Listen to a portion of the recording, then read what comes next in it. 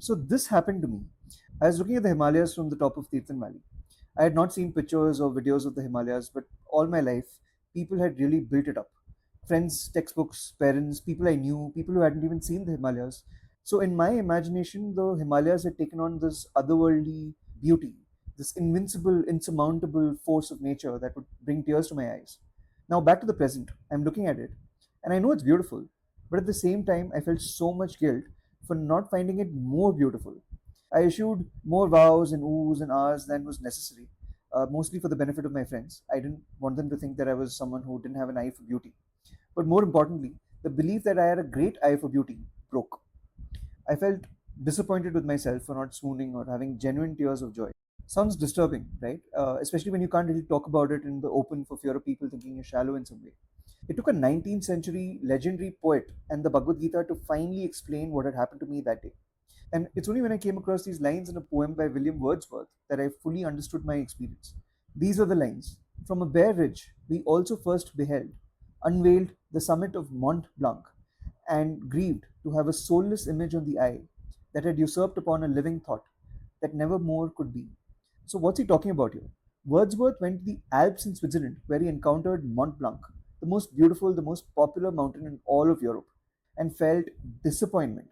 He uses the word usurp upon here, which means to intrude or trespass.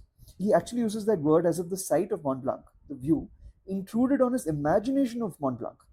He found the reality of Mont Blanc a far lesser sight than the sight afforded by his imagination. But why? Because reality is limited to our sense perception, basically what we can experience through our five senses: sight, sound, taste, smell, and touch. The matter of fact clarity of reality can ruin whatever your mind has produced using imagination and maybe memory.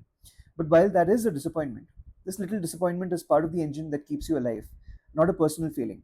Now, nature doesn't care for your ability to appreciate beauty, it only cares about your survival. When face to face with beauty, evolution can't favor a state where you're constantly suspended in a state of admiration because that makes you vulnerable to predators. It makes you something that's incapable of planning and moving. But imagination operates on a different level. Imagination happens internally, at your own pace, on your own terms. There's no predator that can reach you there. So the mind can sustain a feeling far longer, mold it into something richer, more complex, more alive, precisely because it's not under threat. This is why Wordsworth's imagined Alps could be more powerful than the real Alps. The imagined version had decades of uninterrupted time to grow. Let's take the moment in the Mahabharata where Krishna reveals the Vishwarupa, the ultimate reality, to Arjun. Arjun is confused and helpless and has no idea whether to launch the war or back out. So Krishna decides to show him ultimate reality or Vishwarupa to help him out of his decision paralysis. But Krishna had to endow Arjun with divine sight or Divya Drishti to be able to experience the Vishwarupa, precisely because of the limitation of the senses. Even then, the magnificence, the raw power of Vishnu's true form was too much for Arjun to take, and he begs Krishna to go back to his normal human form. Now, this story shows you the limits of human perception and the kindness that these limits have. There's something protective about not being able to fully receive reality. We are not built to hold it. The senses give us a version we can live inside. Imagination gives us a version that allows us to overcome these limits, but safely. And neither of them is the whole truth. Now, Wordsworth had a problem, but I want to suggest that we have a worse one. Because Wordsworth at least had an imagination of Mont Blanc that was his, built from books, paintings, other people's accounts, maybe, but assembled inside him privately.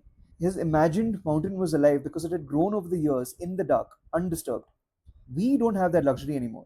Before you go anywhere, before you even decide whether you want to, the algorithm has already shown you the drone footage, the YouTube blogger's best angle on a clear day. You watch the reel, the thumbnail, now you know what it looks like. So when you arrive, your imagination was never given the chance to build anything. The real image colonized the mental space before your mind could fill it. There's nothing to usurp because there's nothing there. But the real problem is this: YouTube doesn't just show you the mountain, it shows you how to feel about the mountain. You watch someone stand exactly where you will stand, and their eyes probably fill with tears, and they whisper, I can't believe this is real. And you watch this on a Tuesday evening before bed. You internalize not just the image, but the correct emotional response, the appropriate level of wonder. And then you arrive and you stand there, and somewhere in the back of your mind, there's a version of you watching yourself.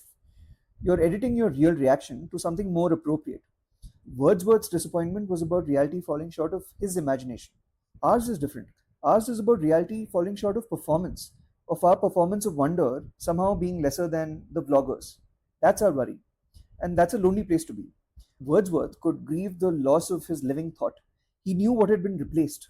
He had experienced years of rich inner life about Mont Blanc, the anticipation, the imagining. So when it was replaced by the actual Mont Blanc, he could name what he had lost. In contrast, we don't even know what we've lost because the process of building up a rich inner life around something, we are very bad at it because it requires the willingness to resist the temptation to fill a blank with a search result. And if you're successful at that, then your disappointment at the Himalayas or Mont Blanc or wherever isn't proof that you lack a sense of beauty. It's proof that you cared enough to imagine. You brought something you created to the mountain. It didn't match reality. Painful, but it's not shallow. The capacity for disappointment, raw, real disappointment, might actually be one of the last reliable signs that your inner life is still alive. You should try everything you can to protect it from the algorithm that wants to replace it.